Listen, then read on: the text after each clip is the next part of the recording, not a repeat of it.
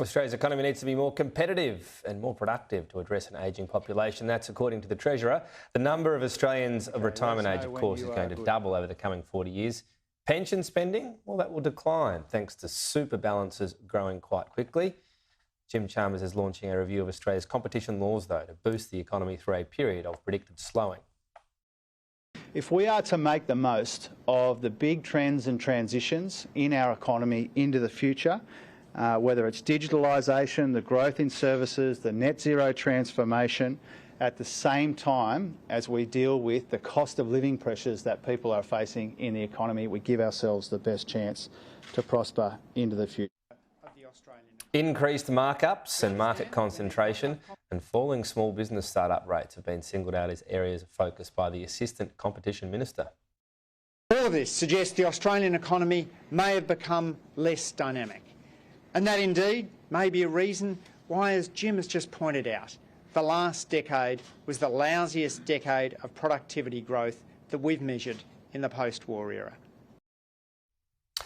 Let's bring in the Minister for Competition, Andrew Leigh, right now to talk more on this. So you clearly think there's an issue here with the size of some companies in some sectors. What are the sectors that you look at, that you've experienced, that you've seen, that you just think they have players that are simply too big, something needs to be done about them?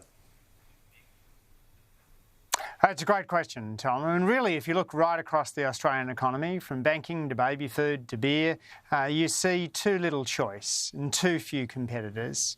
Australia's economy is often characterised by being the land of the duopoly. We need to make sure that there's more vibrant competition. That's important for consumers because more competition puts downward pressure on prices. But it matters too for suppliers. It matters for our farmers. It matters for workers who need choices as to where they can work if they're going to earn a wage that reflects their productivity.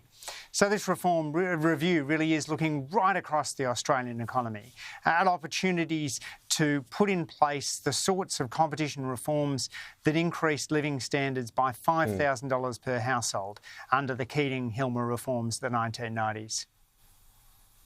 So when this review is being sort of scoped with what it can do, how bold can it be? Is it free to say there might need to be government-enforced demergers? When I'm thinking of those areas you mentioned, beer and banking, just for a couple of them, massive amounts of mergers have happened over the past, not so much few years, but the past couple of decades.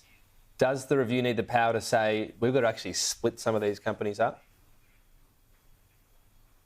Well, that's not something that's been a priority for us, Tom, but we are looking at merger reviews, as was brought to the government by the Australian Competition and Consumer Commission, originally when it was headed by Rod Sims and then again by Jenna Cass-Gottlieb.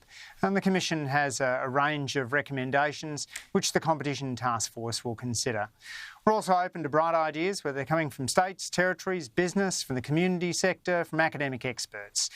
We don't believe we've got a monopoly over wisdom in this reform space. This is an area where we want to see a vibrant competition of ideas as we seek to deliver reforms that will in the short term help address the cost of living crisis and in the long term lay the foundations for productivity growth and living standards growth. So this review is only going to look at laws that happen in the future. It essentially won't be free to say competition's so bad we might need demergers. It can't go into that area. Is that what you're saying? That hasn't been a priority for us. We're looking at things such as non-compete clauses, which exist in 1 out of 5 workers' employment agreements and impede many Australian workers from moving to a better job. Not just tech workers, but early childhood workers and hairdressers have non-compete agreements in their employment arrangements, and that may be dampening wage growth. We're interested in working with states and territories on issues such as planning and zoning, particularly as that might affect grocery competition. We're keen to work right across the Australian economy, as the Hilmer process did in the 1990s, to deliver those broader competition gains.